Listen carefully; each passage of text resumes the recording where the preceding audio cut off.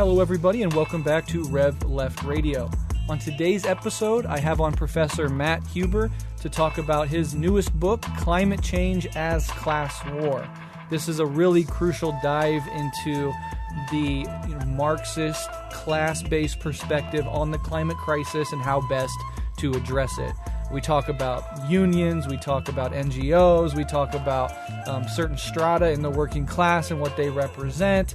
We talk about a lot of fascinating, essential stuff to the issue of climate change. And we're sitting here in June when we're recording this.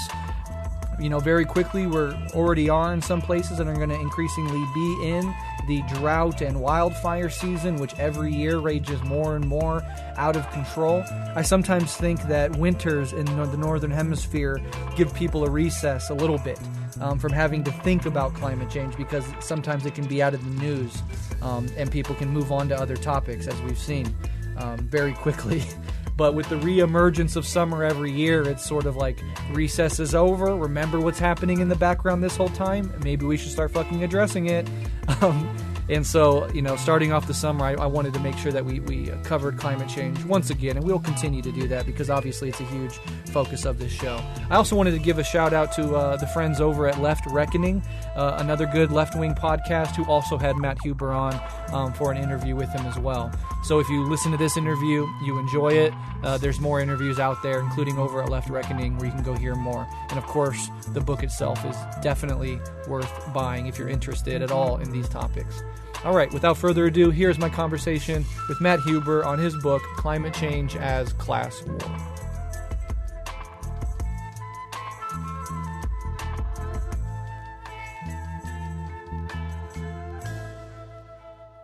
My name is Matt Huber. I'm a professor of geography and the environment at Syracuse University. I'm a Marxist. I've been studying Marxism for over 20 years and excited to talk about the book. Absolutely. And the book is Climate Change as Class War. Very, very in-depth dive into the issues and the importance of a socialist movement rooted in working class concerns that can really deal with the problem and not these, as we'll get into, these half-assed solutions or these solutions geared toward a green capitalism or solutions geared towards individual consumption patterns, etc. So I'm really excited to get into it. And maybe the first question to ask, which I always like to do for listeners out there that might not have obviously read the book because it is new, why did you write this book and what is its central thesis or argument? Well, like I said, I've kind of been, grappling with Marxism for a while. I come out of the kind of school of Marxist geography, sort of led by David Harvey. And for many years, what Marxist geography really was about was kind of like reading our capital and developing really sophisticated critiques of capitalism and sort of, having this kind of anti-capitalist posture. But basically, as you know, around 2014, 2015, the politics started to shift in a way where finally, in this kind of there is no alternative, many decades neoliberal era, finally people were talking again about socialism and actually advocating for an alternative to capitalism instead of just saying we're anti-capitalist. And so, I got really excited about the socialist movement and started thinking about how to, and I've always been kind of environmentally focused and into environmental politics. And I started thinking about the climate movement, the environmental movement, and started to really see a big gap in the way in which this emergent socialist politics was talking about working class power and class struggle and class war, and the fact that this kind of analysis and this kind of class focus was pretty absent in the climate movement. And so I thought, there was a need to write a book like this that just goes back to basics and takes this very standard Marxist approach to class, which is really relevant, I think, to the climate crisis, as I can expand on later, I guess. Yeah, we'll definitely expand on that idea further in this conversation. So I guess, I really love this core argument. I love the overall thesis and the way the book does these deep dives into the problem. And, I've studied this issue. I've talked to many, many people on this issue, and I learned a lot of new, interesting things from your text. So really encourage people to get out there and get it. I think it's over 300 pages, so, we're only going to be able to touch on some of the broad swaths of the text in this interview, as is usually the case. But definitely go check it out if you haven't already, and if you're interested in this issue, which I know my audience is. So let's go ahead and move in this direction, which is why should, this, might answer itself for many listeners, but it's still worth asking because I like how you articulate this stuff. Why should climate activists focus on the means of production and the social relations of production as central to the climate struggle? Yeah, so once I started thinking about this problem as a class problem, I started to notice that there was a lot of analysis of the climate crisis as a problem of inequality or as a problem of rich people. But what you notice is that a lot of that analysis, whether it be, like Thomas Piketty or Oxfam International did this famous study on what they called extreme carbon inequality, they tend to focus on the problem with rich people is how they consume. It's they eat too much steak, they have yachts, they fly a lot, they drive SUVs, whatever it is. And this analysis, which can get pretty sophisticated, that focuses on carbon footprints, shows, rich people have higher consumption-based carbon footprints. And therefore, it leads to this kind of what I would call shallow class analysis that is really just based on income and consumption practices and does not focus at all on production. Which, again, as you were suggesting, Marxist definition of class is sort of foundationally about production. It's about your relationship to the means of production. And, there's a lot of ways in which the climate crisis is centrally about that. You can just do some basic data analysis and find that the largest source of emissions is actually industrial production. For as much concern we have about what we do in our homes and our everyday lives, like a huge bulk of global emissions, and over a third are coming from industrial production. Like some sectors like steel and cement alone are responsible for something like 15 to 20% of global emissions. And then when you start sort of diving into this carbon footprint ideology and analysis, you start to realize that even when we are consuming things, when we are, driving a car and we're belching out emissions from our car, we bought the gasoline. We have to realize that other capitalists sold us that gasoline. There's oil companies who produce that oil, and they're making a profit off that transaction. And carbon footprint analysis says we should be responsible for 100% of those emissions and it just sort of erases the power and the profits of those that control production. And, the other thing is that this way of thinking about carbon responsibility really just focuses, again, on rich people's consumption, but does not ask, how did these rich people become rich in the first place? How are they generating the money that allows them to eat steak or fly a private jet or whatever it is? And if you looked at that activity, how they actually make their money, how they make their profit, you would probably find that has way more carbon impact than their consumption actions. So, and you could, take a CEO of a fossil fuel company who spends 8 to 12 hours a day organizing like a global network of fossil fuel extraction, and spends an hour driving in a SUV and eating a steak. And for whatever reason, everyone wants to just focus on that steak and the SUV, and they just completely ignore his role as a sort of capitalist tycoon of fossil capital. and so it's very weird. And this way of analyzing the problem could actually say that, like, there's like Brad Pitt has a higher carbon footprint than a fossil fuel executive, then Brad Pitt's somehow more responsible for climate change because the fossil fuel executive might take public transit or something like that. So it just completely erases production. And so this, again, very kind of basic Marxist analysis of class is rooted in production seemed like something no one was talking about, to be quite honest. Even socialists who analyze the climate crisis in terms of class would rely on these like consumption-based carbon footprints. And so it just seemed like someone needs to really focus back to basics, right? Back to production. And it's really useful. I got to be honest, like I developed this argument while teaching volume 1 of Capital by Marx. And it really just hit me over the head because in Marx too, he, starts, not to get too deep in the weeds, but he starts the book. He starts the book in the realm of exchange and commodities and money. But the biggest shift in the book is where he says, to understand really where these profits come from, we have to go into the hidden abode of production.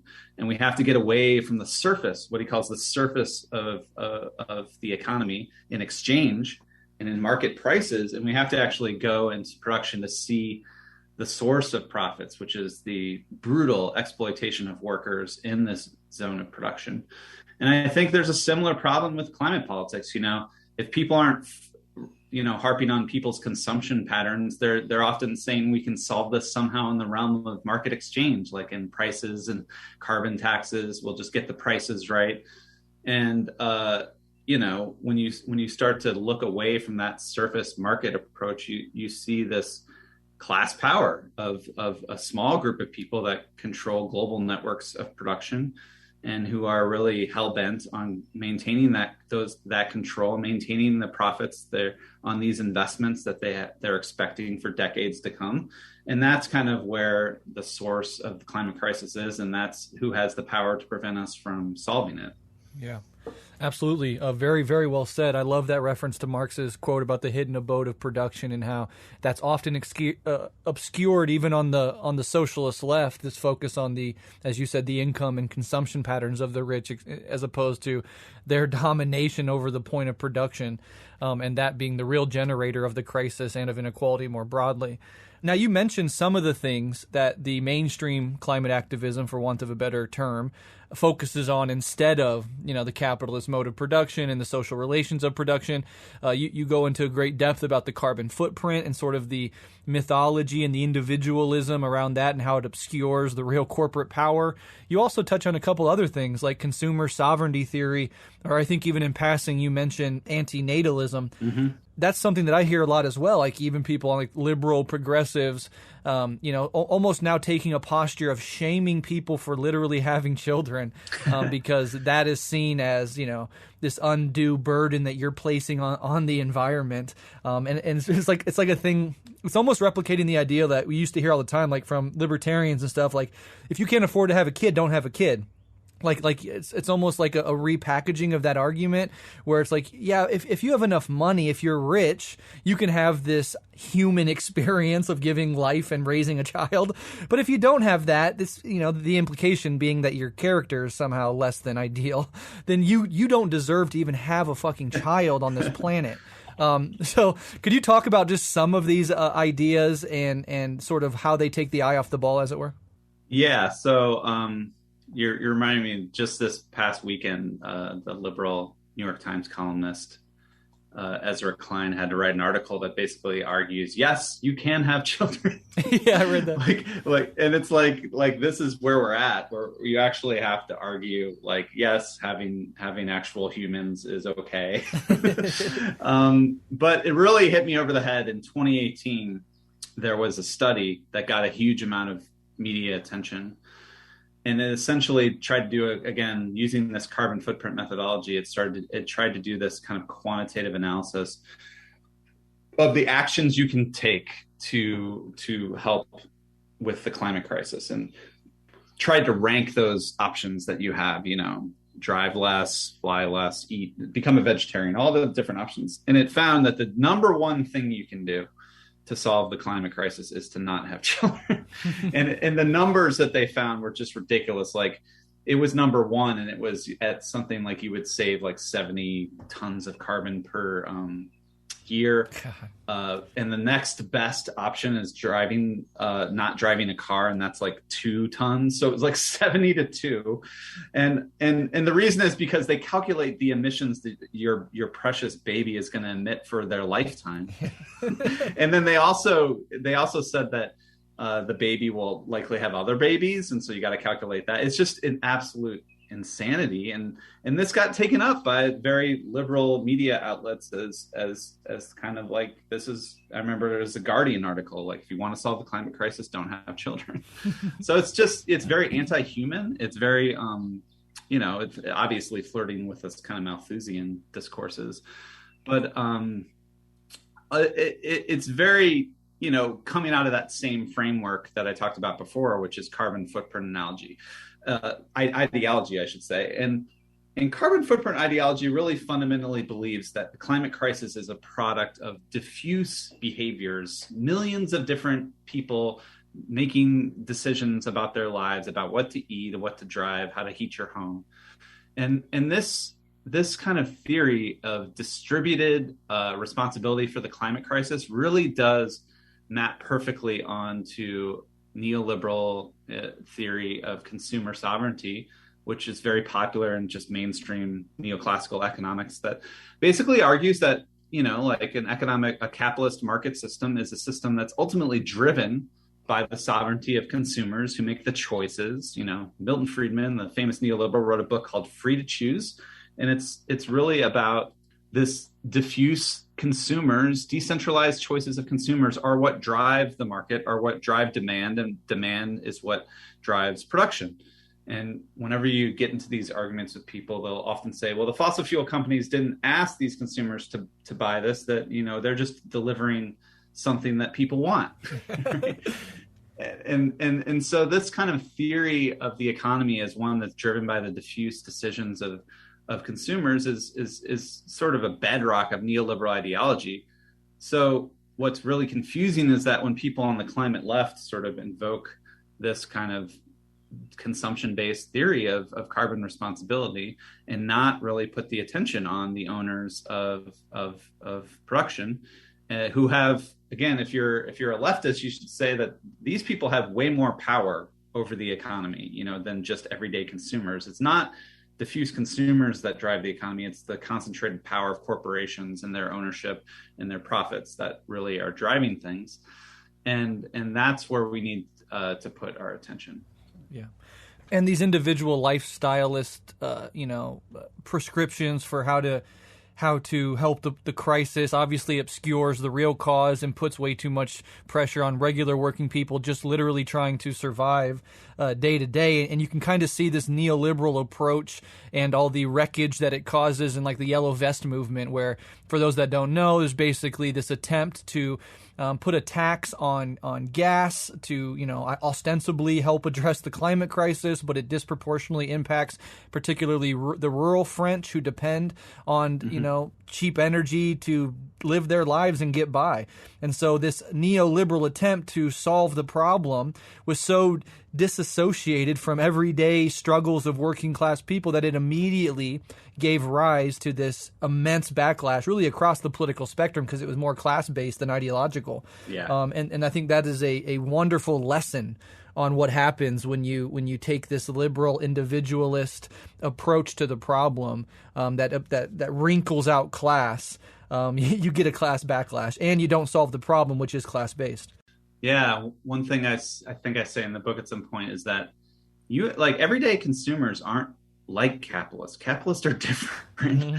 Mm-hmm. Literally, we are just trying to survive and meet our needs. We are working for a wage and trying to use that money to sort of secure our basic needs, right? Mm-hmm. Whereas a capitalist, they're under a very different kind of logic, which is obviously profit. And as Marx put it, they're investing money into commodities and they're expecting to get more money out at the end of the day. So this MCM prime logic means that is kind of the driving force of capital. And that's very different than just everyday people trying to just get by, trying to get to work, and to make all the focus on people just meeting their needs. And again, even rich people just meeting their needs are not the same as rich people who are seeking profits in their ownership capacities, right? Mm-hmm. So there's just a fundamental kind of confusion of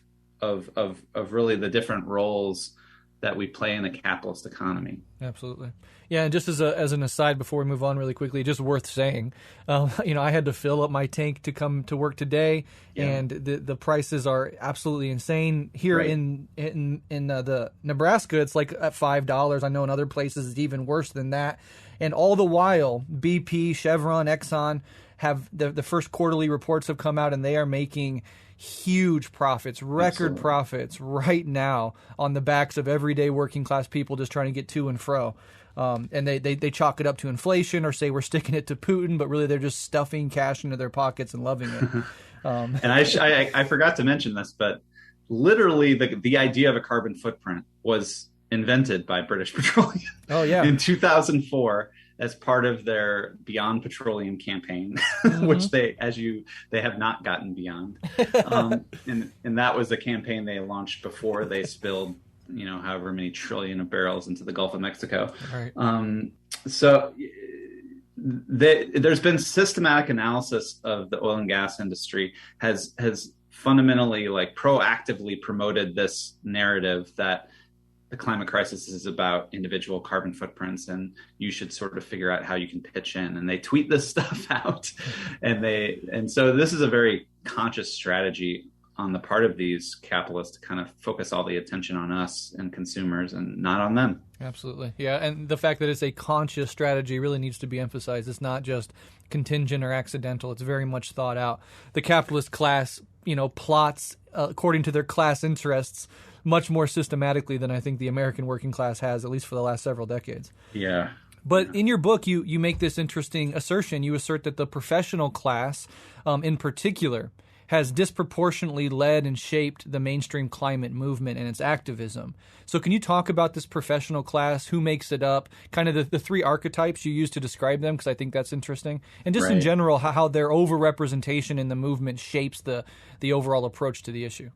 Right. So it is getting in dicey territory in a Marxist framework to talk about the professional class. And as you're probably aware, there's been I proposed this book in 2017. And since then, there's been this incredibly polarizing debate over the professional managerial class, a concept that was coined by Barbara and John Ehrenreich. And but I really wanted to stick with it because I do think it really shapes a lot of what is happening in the climate politics.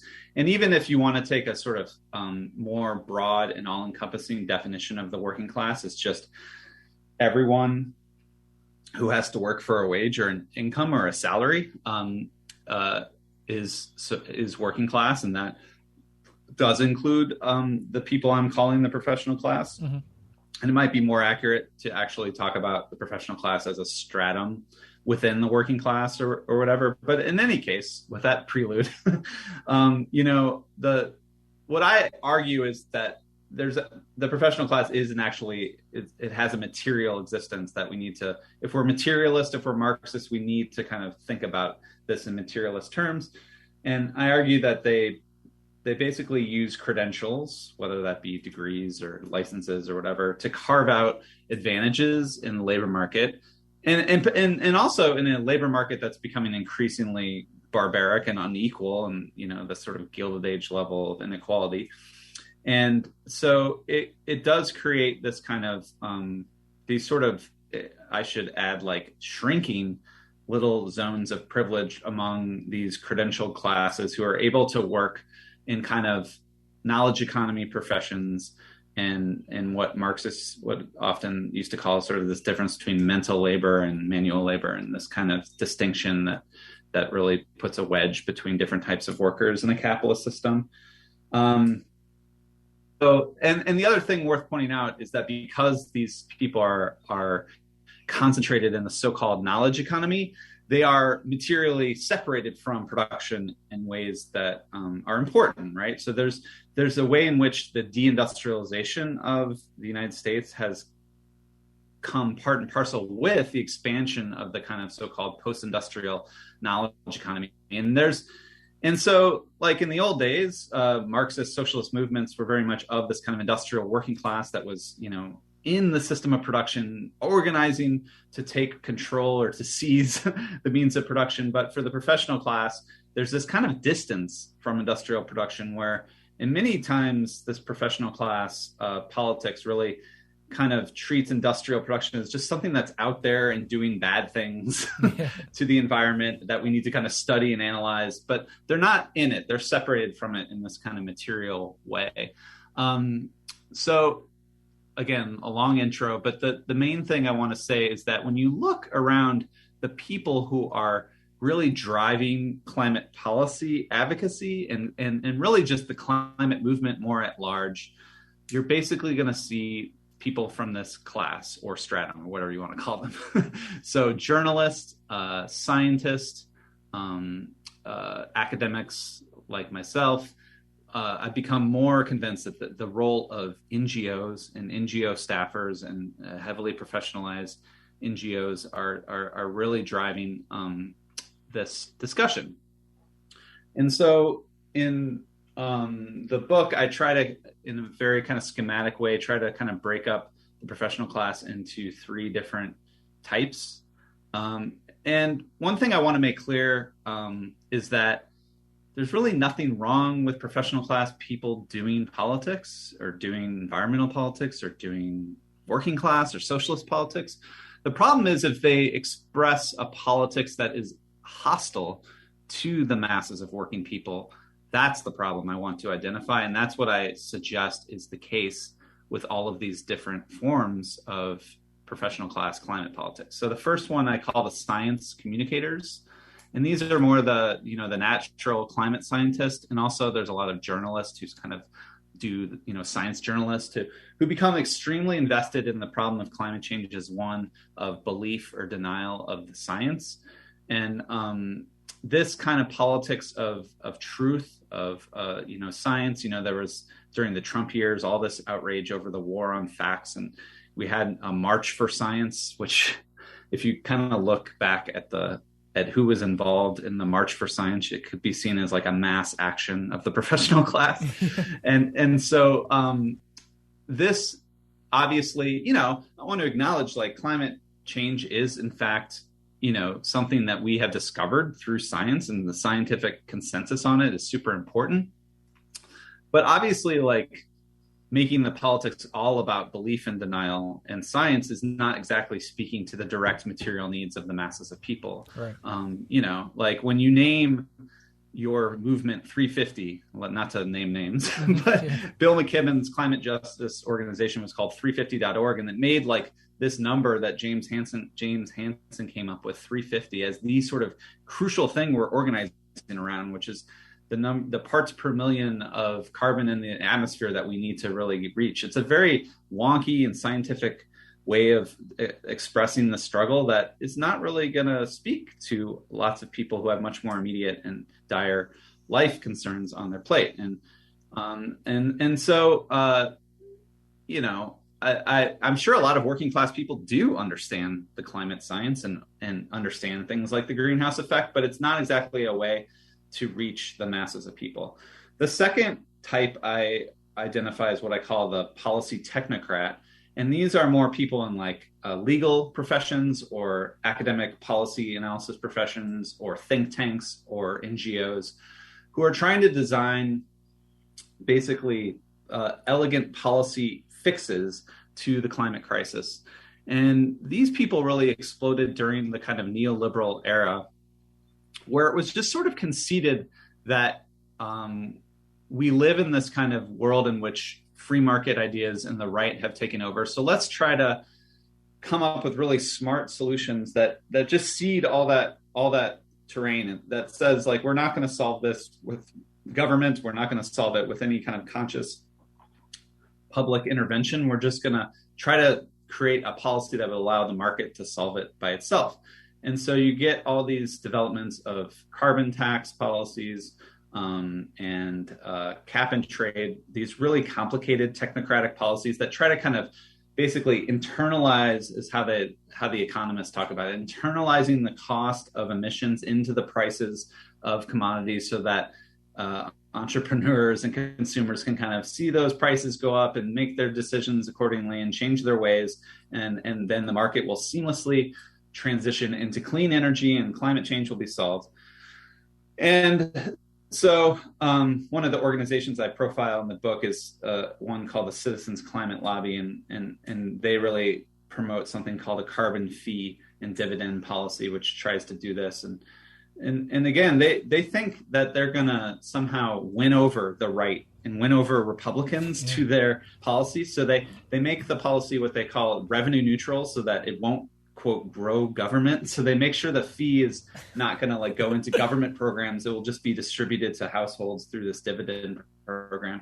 And I think they're going to win Republican support and like create this kind of bipartisan climate solution through this, which is like totally delusional if you look around the Republican Party. The Democratic Party delusion. Yeah.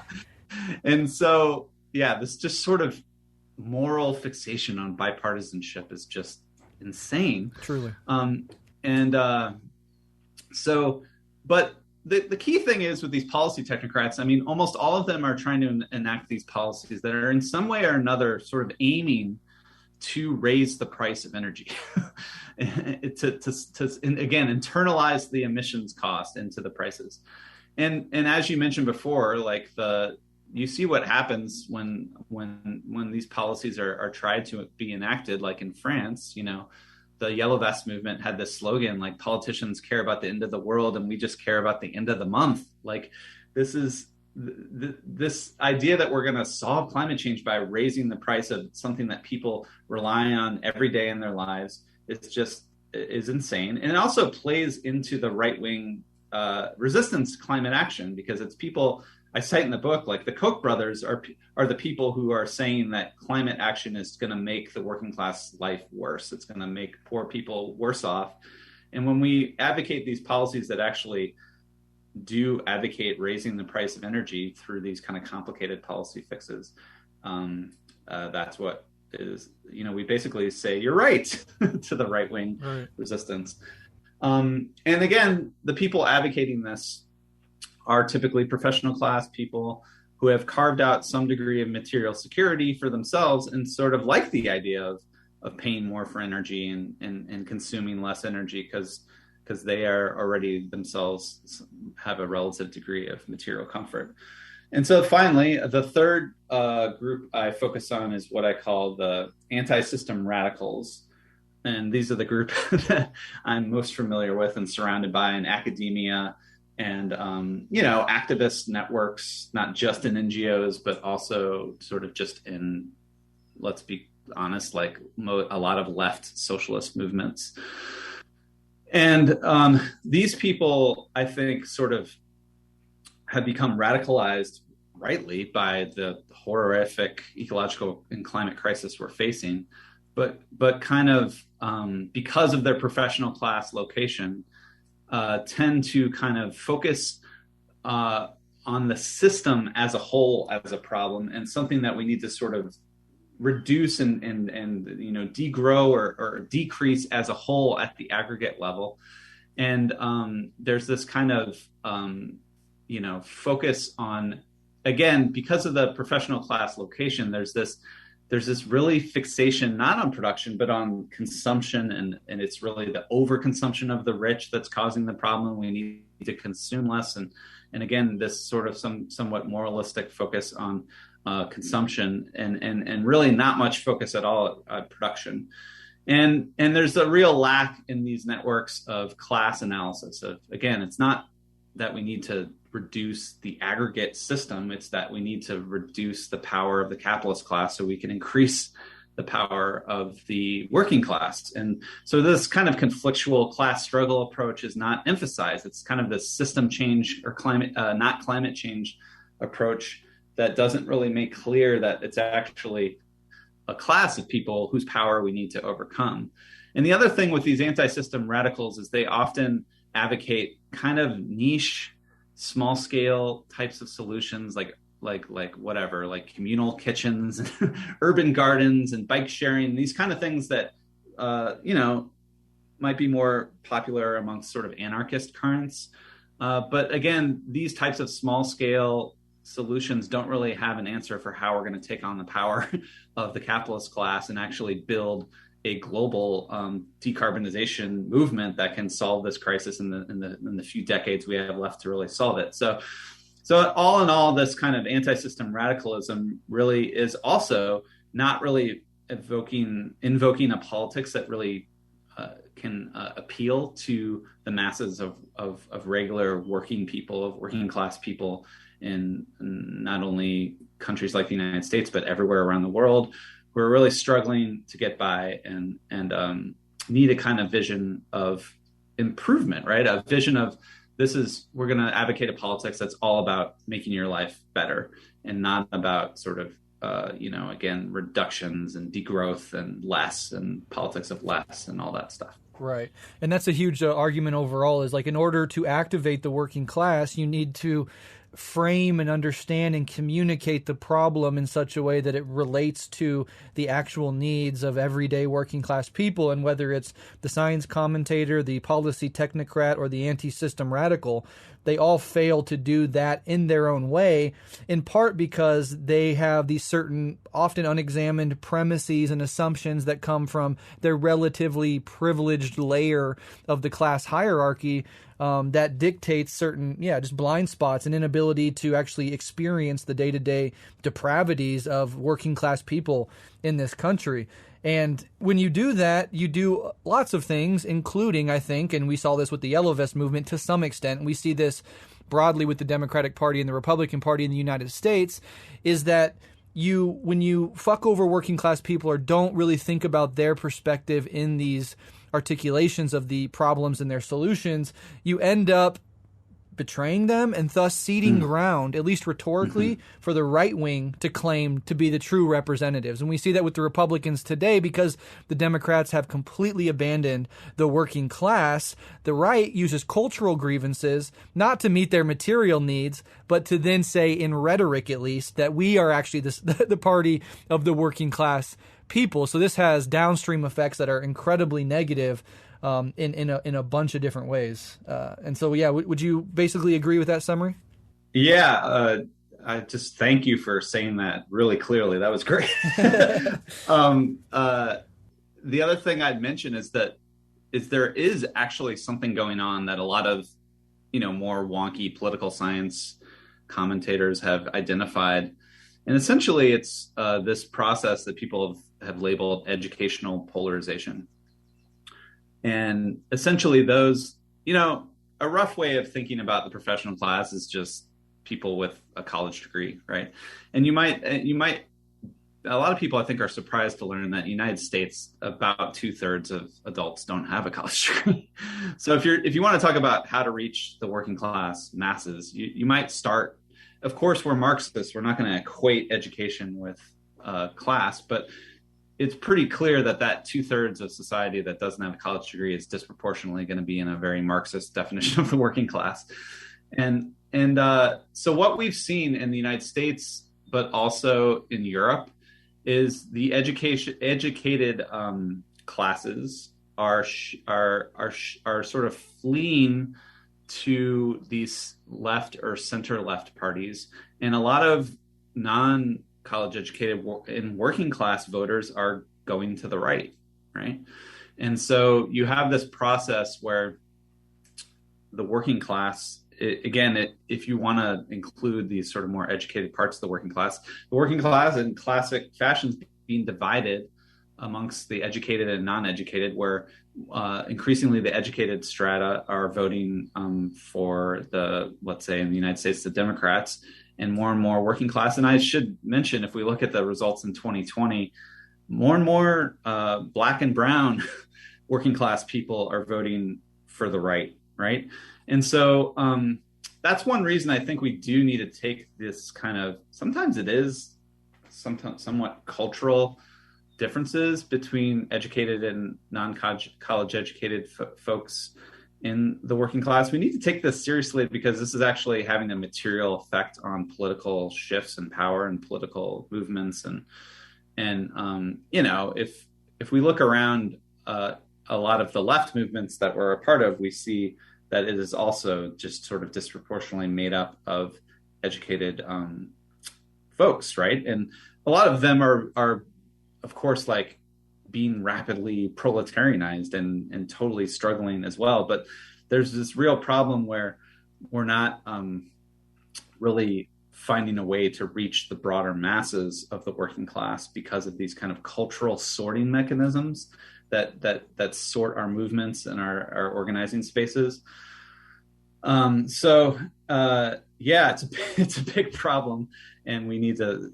Again, I think it's the starting point is to really think reflexively about it and be a little more aware of these privileges that come in these certain kind of educated contexts, and start to really think more reflexively about how we can actually evoke a politics that can meet the masses of people where they're at and the broader working class.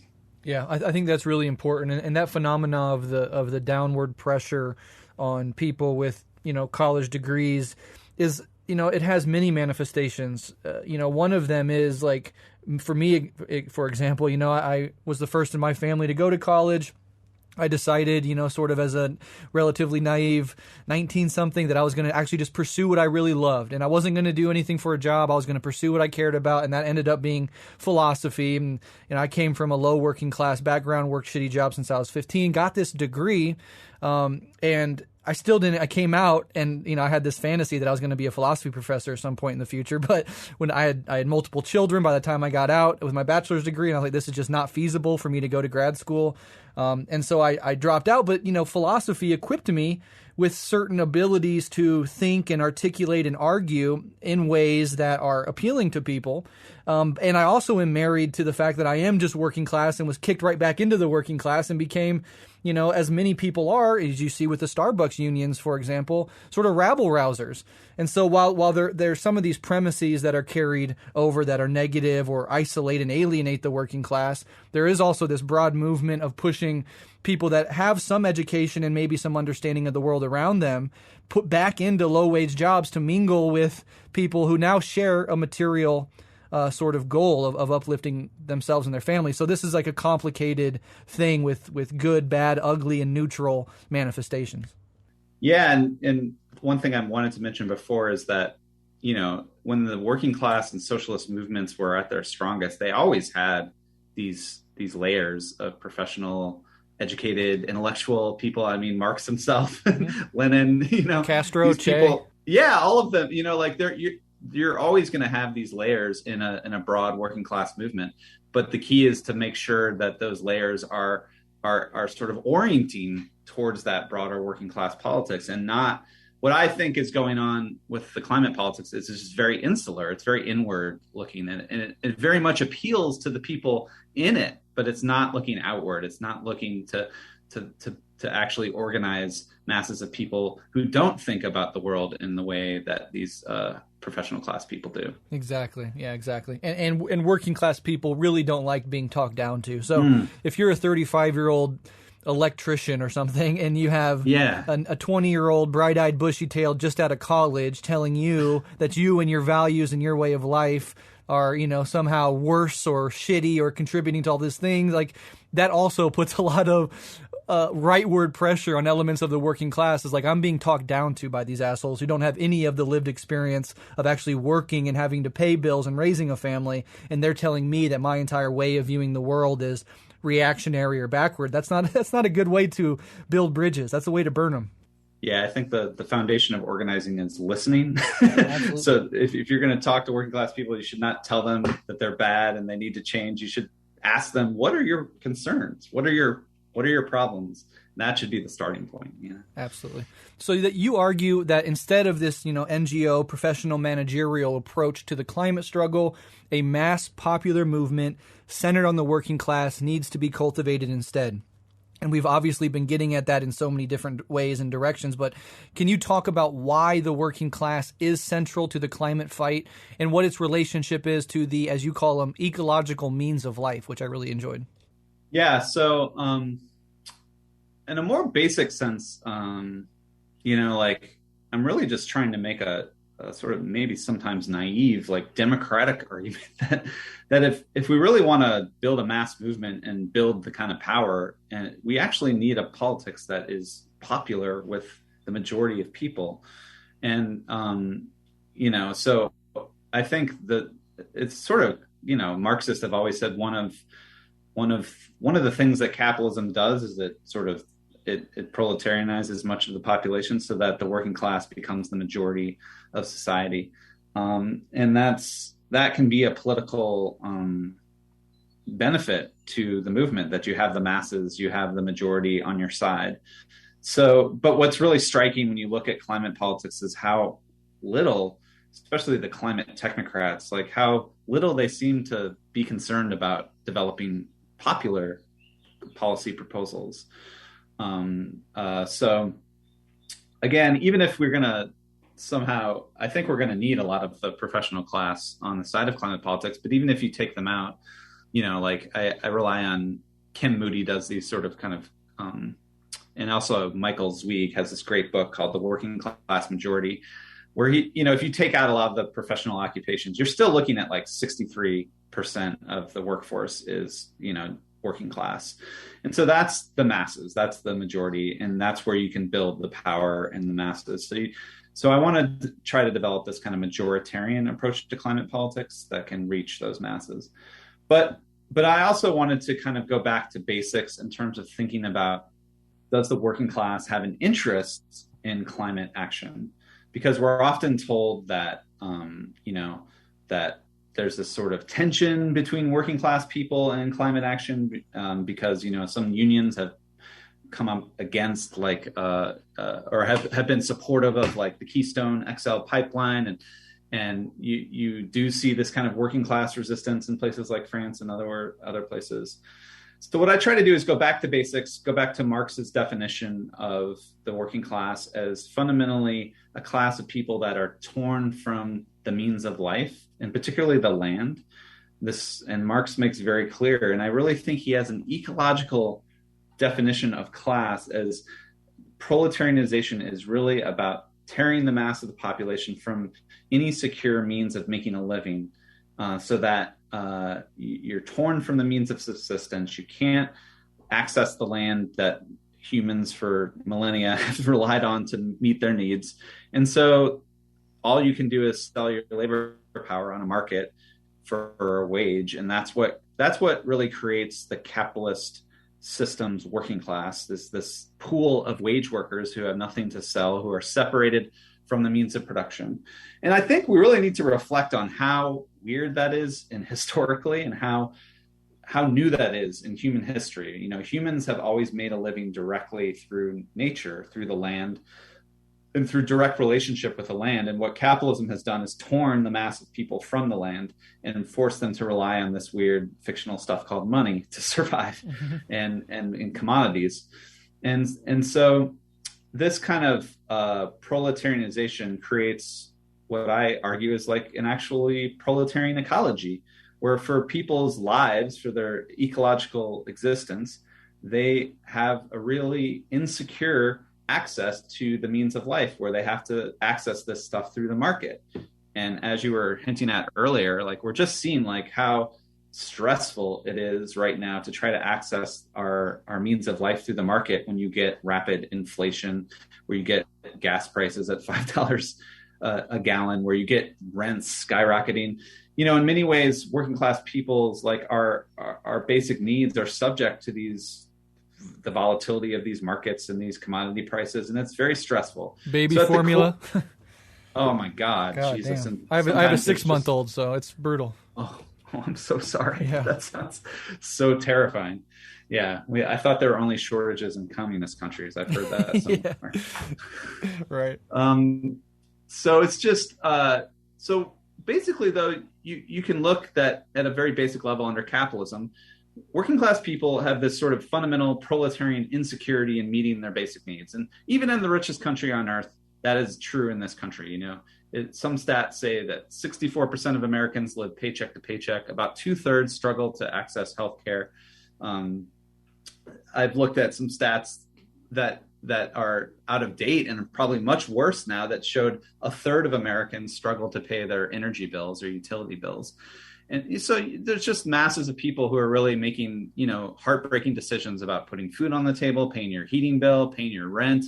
This is sort of this is the way of life of the working class under capitalism. It's defined by this proletarian insecurity. And that I think does create a kind of ecological interest in that working class people want more secure access to those needs. And so what I argue in the book is that this can very simply overlap with climate politics, because the very sectors that we need to decarbonize rapidly are like energy and agriculture and food. And we know we need to totally revamp the housing stock to make it use energy more efficiently. And we need green housing and all that stuff. We know that we need to completely revolutionize how we move our bodies around in transportation systems.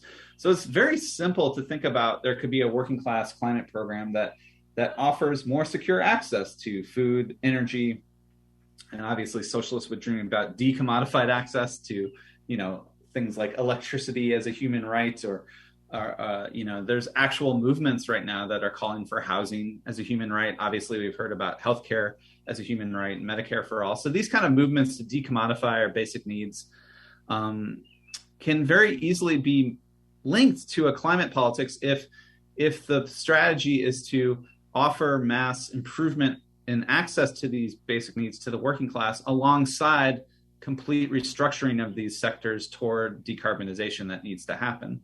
But again, unfortunately, because most of the kind of policy wonks who control the narrative, they often think that we're not going to really solve this without, it's going to cost a lot, right? So it's going to cost a lot of money. And so someone's got to pay for it. And I guess it's just going to be through taxes and carbon taxes, and everyone's going to have to pay their share.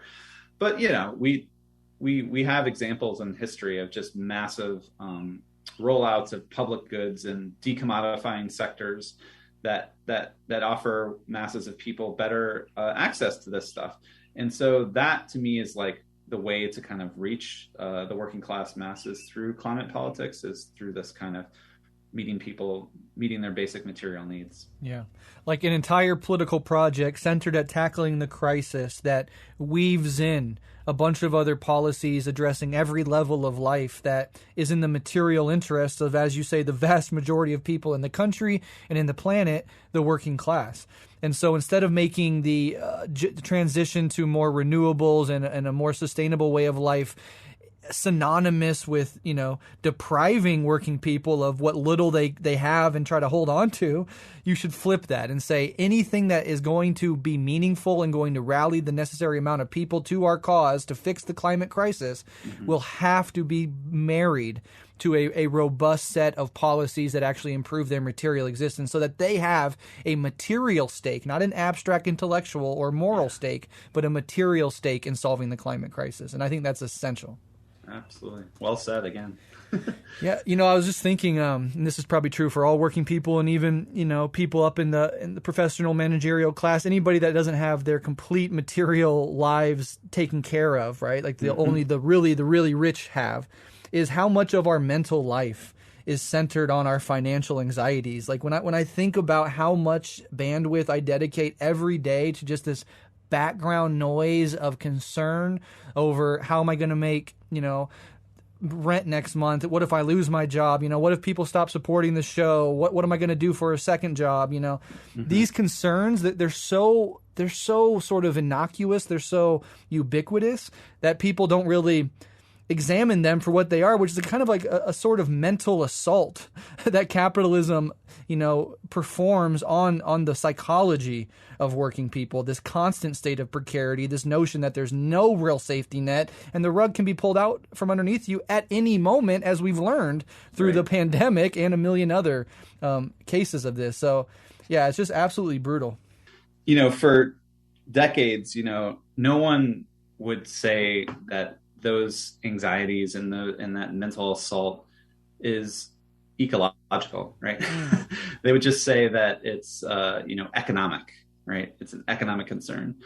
But what we are anxious about, what we are concerned about in those moments is being able to put food on the table.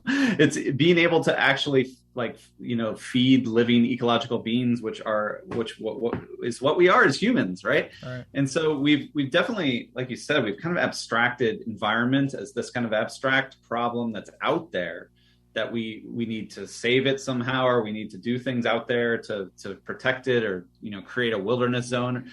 But if you kind of break apart that kind of dualism of nature and society and realize that we humans, we working class people, are ecological beings, and we need to live, and we need material security, just like I don't know, a beaver does when they need a river system to make their dams or whatever.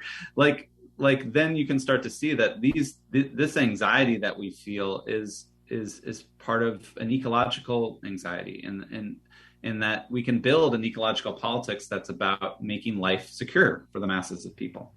Amen. So what working class institutions need to be built or expanded to assist us in this fight? So I think, obviously it's clear in the book that I was inspired by the Green New Deal idea as kind of like this attempt to kind of like attach a political program around climate and improvement of working class lives under the banner of the Green New Deal. But it was a very kind of high level, as you know, a high level kind of rhetorical vision of the Green New Deal is, put into a congressional resolution that Alexandria Ocasio-Cortez put through Congress. And there was a lot of think tanks that sort of laid out policy documents and stuff like that. But it wasn't attached to, as you said, like organization or institutions that actually could start to deliver these things to people in their lives. It was attached to, let's be clear, basically like the electoral cycle of 2020. Yeah, exactly. Like they basically came up with this idea, something that the 2020 candidates were going to campaign around. And that's what happened. Bernie Sanders did become like the Green New Deal candidate. The Sunrise Movement got behind him. But then we lost, right? Joe Biden was literally the candidate who disavowed the Green New Deal and rejected it. And he did this once it became a general election with Trump, but and he won, right? So that was not a gambit that was really backed up by a lot of working class organization and institutions. So ultimately, like, as we know, like that's what you actually need for the working class to become powerful again. I mean, we've been living through these decades where the working class has just been demobilized, it's been atomized, it's been utterly defeated, and capital has been just triumphant for decades, right? Yeah. But if we look at history, the way to kind of beat this back is to actually develop forms of organization that can counter that power. And traditionally, obviously, those are things like trade unions and things like political parties. And obviously in the United States, we don't even have like a labor party or a working class party, but we need things like that, like institutions that are folded into people's everyday lives that start to deliver these material benefits.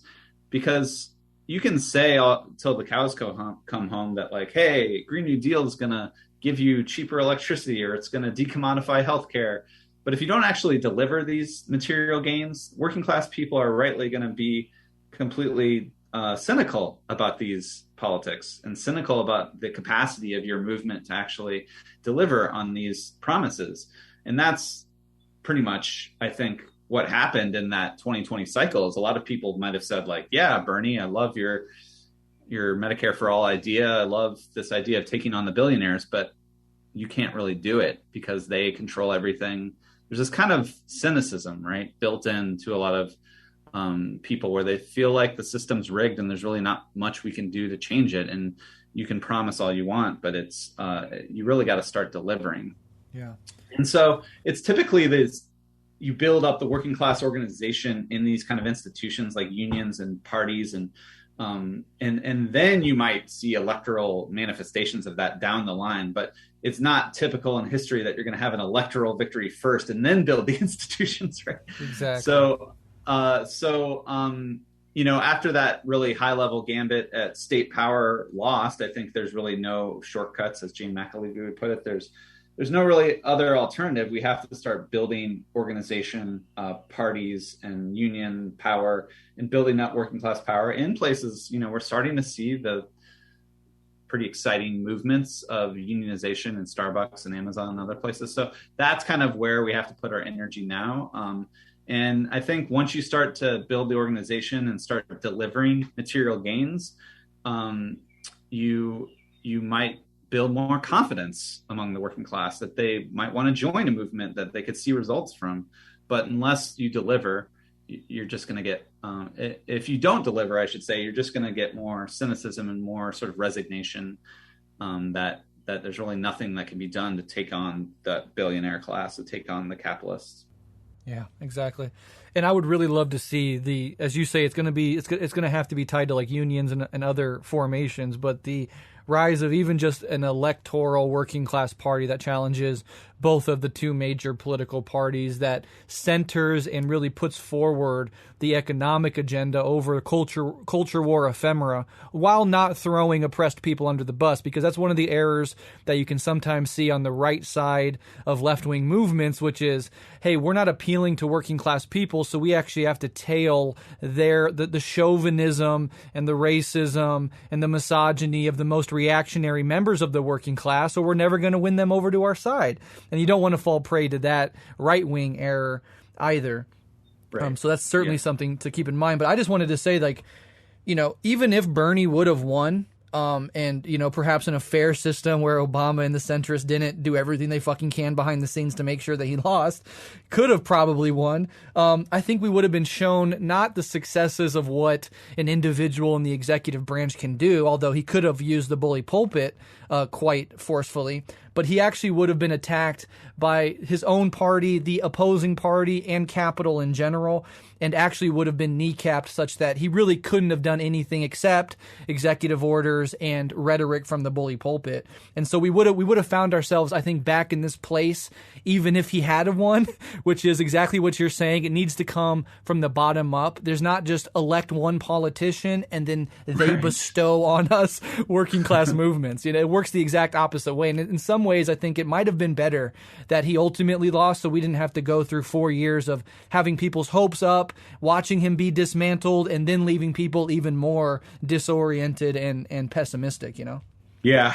And hard to say. No, it's I would have been on the side of seeing what he could do. But, yeah, me too. but I agree. Like, he basically, all he could have done would be executive orders, but it's actually quite shocking how much you can do with that. Sure. And how little Biden has done. Yeah. And Bernie, of course, had this, let's be honest, it was a kind of naive idea that, people would ask him on the campaign trail, like, what are you going to do about Joe Manchin, right? What are you going to do about these right-wing Democrats who won't want to pass Medicare for all on your agenda? And he would say he's going to basically hold a rally in West Virginia and bring out masses of unions and working class people to rally for Medicare for all or whatever. And that would have been pretty cool, but he was very much saying what you're alluding to, which is that he's going to get elected and then he's going to somehow conjure this kind of mass rallies and mass movements to actually create the pressure. Because he would actually consistently say that on the campaign trail, that he can't do anything as president. It's going to take millions of people standing up and fighting, and so he's an old socialist. Like, he kind of understands power and how it works, and it would take that kind of mass movement in the streets. But whether or not he could conjure that through the presidency is a real dicey and very unclear question. And I agree, it's very unlikely that could just be conjured from thin air. Yeah. And if I was running for office and somebody asked me what I would do about Joe Manchin, I would just say, punch him in the face and set fire to his Maserati. But I don't think I would get elected on that platform. So expropriate the expropriator. Absolutely. All right. Well, I want to be mindful of your time. We have about 10, 15 more minutes here. Sure. A couple more questions, kind of drilling into some of the details of the text while knowing that we're not going to get to everything. What is your sectoral strategy, as you called it, that you outline in the book? And what is your three-pronged union strategy for the electricity sector? I ask this because a lot of my friends from high school all are in unions now, right? They didn't take the college route. They took the trade school route. They come from families of union folks, a lot of steam fitters, insulators, but also a lot of electricians as well. And so I have, friends that are literally in the electrician union. I hear a lot of the internals of union politics, which I think is interesting. But yeah, this touches home for me, and this is something I'm interested in. So can you kind of talk about that sectoral strategy in the electricity sector in particular? Yeah, thanks. So the first thing is, as I laid out before, like you can have like the kind of Green New Deal, like mass public goods that reach all the working class. And that's one strategy. But you actually, if you're a socialist, you also want to have a strategy that's grounded in the labor movement and the union movement and actual workers who are doing the work in the very sectors that we need to transform. So for that, we actually can look at a lot of history of working class organization and find that essentially like militant socialist organizers and trade union movement people have really recognized that if you want to build the labor movement, it's pretty smart to kind of pick strategic sectors to organize in. In the 1930s, it was Communist Party people that really focused on we're going to focus on steel. We're going to focus on autos. We're going to focus on coal as these kind of important choke points in this industrial economy that it makes sense to kind of build up strategic capacity for your movement. And so a lot of people on the socialist left now have been thinking about, okay, we need to build the labor movement, but how? And we need to think about strategic sectors to organize in. Jane McAlevey has famously identified basically education, healthcare, and logistics as these kind of really, for a variety of reasons, these sectors that you can build up militant working class power, and it can start to build the labor movement as a whole. And we did see that a lot with the teacher strikes in 2018 and stuff like that. What I argue is that, for the climate movement, if we want to kind of align a union movement with the climate movement, we have to think strategically about, well, what matters in the climate struggle. And here's me kind of actually relying on kind of the wonky kind of energy analysis, which basically shows that if you want to decarbonize the economy, it goes through the electricity sector. You have to first clean up the electricity sector so that you're getting all your electricity from zero carbon sources. And then you can the strategy is called electrify everything. You can start electrifying like our transport, hopefully a lot of it public, but, you can even do electric cars and stuff like that. But you can also electrify your residential heating. You can replace natural gas furnaces with heat pumps. And there's a lot of ways to electrify certain industrial applications that I talked about earlier. And so really, we often talk about the climate crisis as just this massive thing. It's impossible to solve. We have to change everything to solve it. It's actually quite simple. You have to decarbonize electricity and then electrify everything. and that's the core of the struggle. So I started to think, why don't we think about that sector as a strategic sector from a kind of climate and labor organizing perspective? And when I started looking into it, I was actually quite surprised to learn that, oh, wow, the electricity sector, as you were talking about before, it's actually one of the most unionized sectors of our entire economy already, right? And so there's already a lot of organization, institutional power of the labor movement for what's left of it. Let's be clear. Yeah. A lot of that is already in the electricity sector. So this is an opportunity, right, for I think more radical climate activists and socialist activists to actually basically say, we're going to organize with these unions as a strategic partner, and also we maybe should get into these unions and organize within them as a kind of a strategic path towards building power over this energy system that we need to transform so rapidly. Right. And I want to be clear, as you've probably learned from your friends, these unions are pretty conservative, right? They're very much aligned with the bosses, if you will. They practice what many socialists would call business unionism, right? So it's an uphill battle to try to win over these unions and move them in the right direction. But to be fair, like a lot of people act like solving climate change is revolutionizing all of society, and what I argue is like, revolutionizing just this one sector or this one union, it might be a little less daunting actually.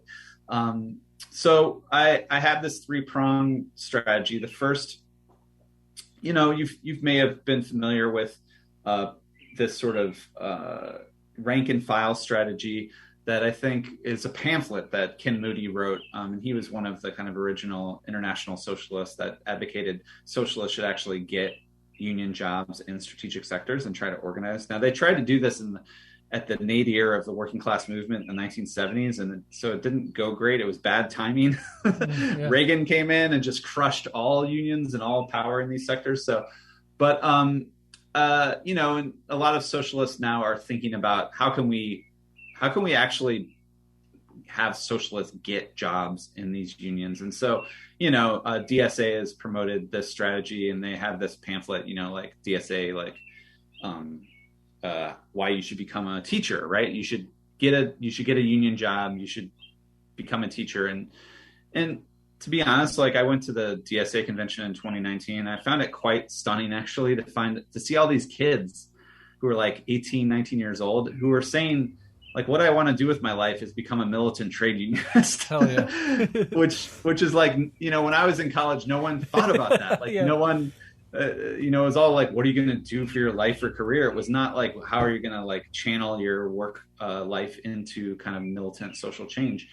So anyway, there's no reason why we can't get jobs in the electric sector, in these unions, in their International Brotherhood of Electrical Workers, Utility Workers Union of America, and try to build up a more radical politics within these unions, right? And I actually think climate activists, even if they're not getting jobs in these unions, I think we can make a good pitch to these unions that they actually need to be more proactive about the energy transition that's coming. Because right now, if you look around, basically the renewable energy industry is basically owned by Wall Street. It's a very private capitalist industry. And actually the renewable sector is quite anti-union, right? Whereas, like I was saying before, much of the existing electricity sector is quite unionized. Renewables are very low union presence. And it's actually a lot of the work in renewables is quite transient, quite sort of dispersed across the landscape. You go from one job to another. It's really hard to organize unions in these kinds of industries. So we can make the case to these unions that if they aren't proactive and they aren't thinking strategically, they're going to lose, and they're going to have their unions and their membership eviscerated by this kind of Wall Street-led green capitalist energy transition. And so that's one movement. The second leg, if you will, is that I think sometimes the rank and file strategy makes it seem like, it's always just going to be at the rank and file and the grassroots level of these militant activists that kind of build up rank and file activism from below. But I think we should recognize that unions also are these enormous institutions that have a lot of resources and money and power already. And that if we actually have visionary leadership, we can actually channel those institutions in more in ways that can actually achieve huge political goals really quickly. And so I say we need like a larger political education strategy coming from, I think eventually we'd have to win over the union leadership to do this kind of thing. And I really was inspired by the case of Tony Mazzocchi, who was this environmentalist / trade union leader in the Oil, Chemical, and Atomic Workers Union, who basically used his leadership to build a mass movement for occupational health and safety in his union. And he went on a nationwide tour going from local to local. He brought scientists and all these experts to try to tell the workers that you are being poisoned by your bosses. You're being poisoned by these chemical capitalist firms, and you should fight back, right? And he kind of built up this mass movement from the unions themselves, and actually got like all these union members to flood Congress with letters and to give congressional testimony.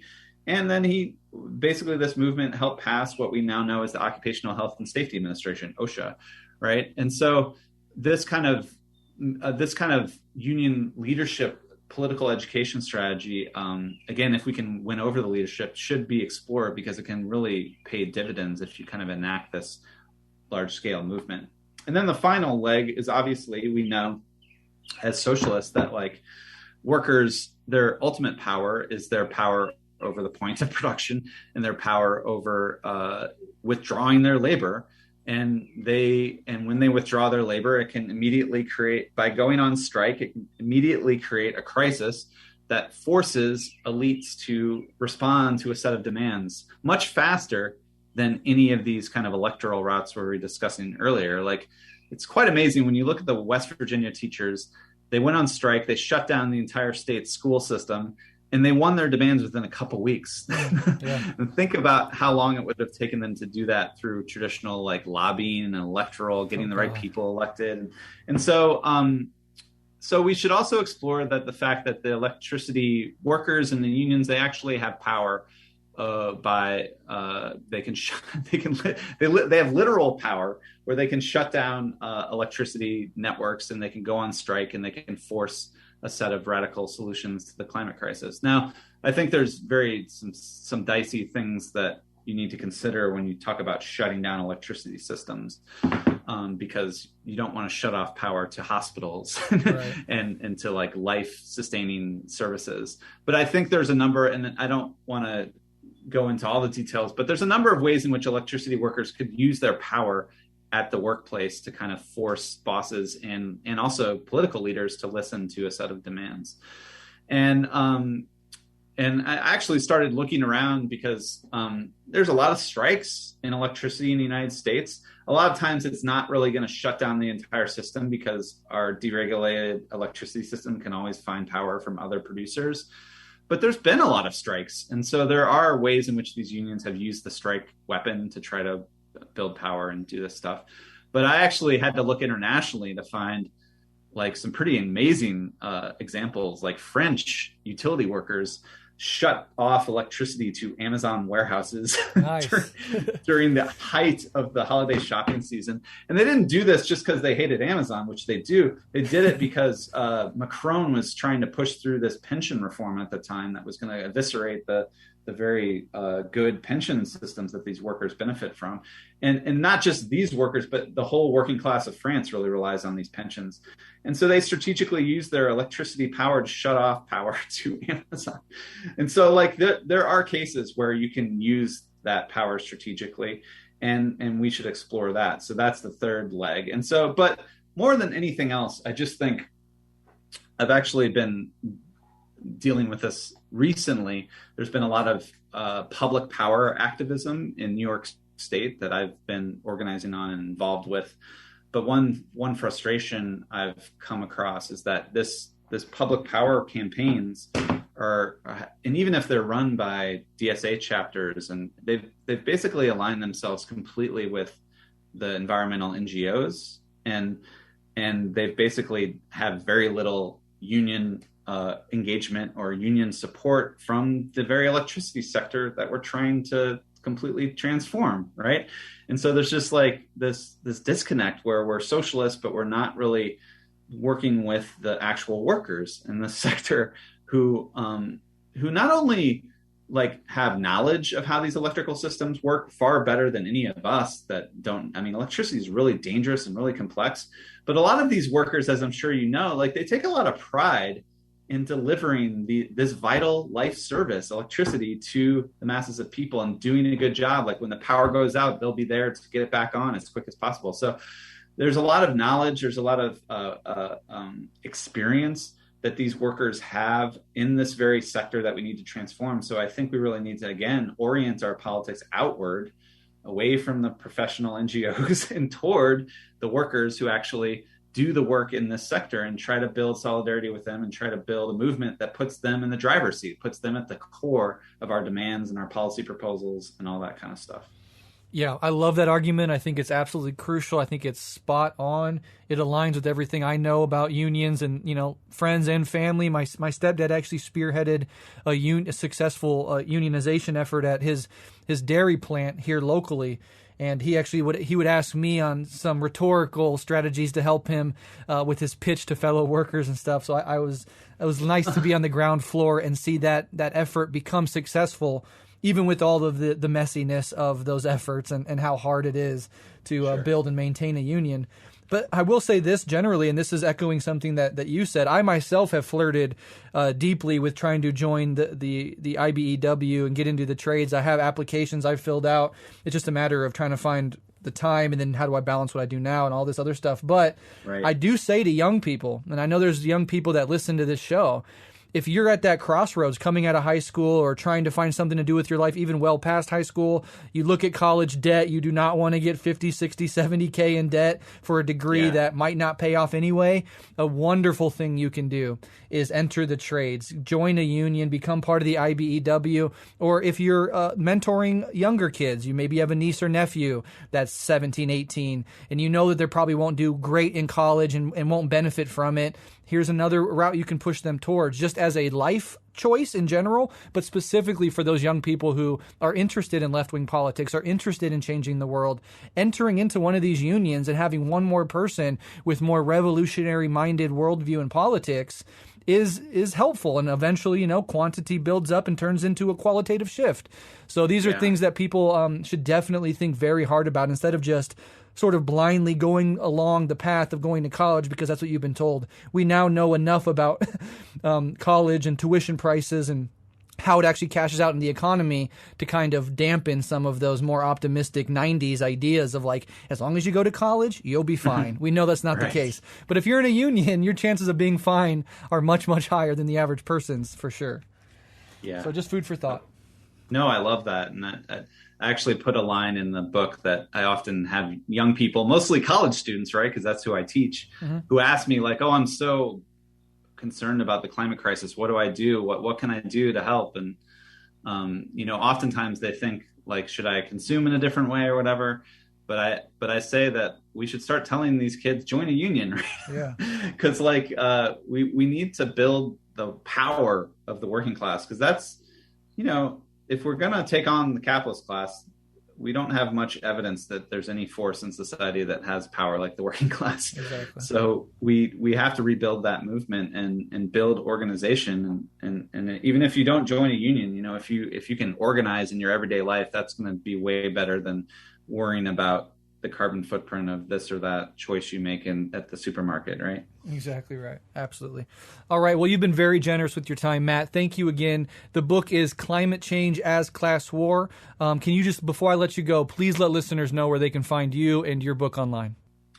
So the book is on Verso's site. I think if you Google Climate Change as Class War, it should come right up. I'm probably, unfortunately, on Twitter at Matt Huber 78, I think is the handle. And I have a sort of web page at the Maxwell School at Syracuse where I work, where you can find kind of the articles. If any of them are paywalled, I'd be happy to PDF people free articles, because we live in this horrific academic corporate publishing world where they paywall our labor. Yeah, exactly. But anyway, thank you so much. It's really great to talk to you. Really great conversation. Yeah, thank you so much for coming on. I really enjoyed the book, really emphasize that people should go out and get it if they're at all interested in any of this stuff. And I would love to have you back on the show sometime, Matt, to chop it up a little bit more. Really appreciate it. Thank you so much. Awesome, Brett. Thank you again.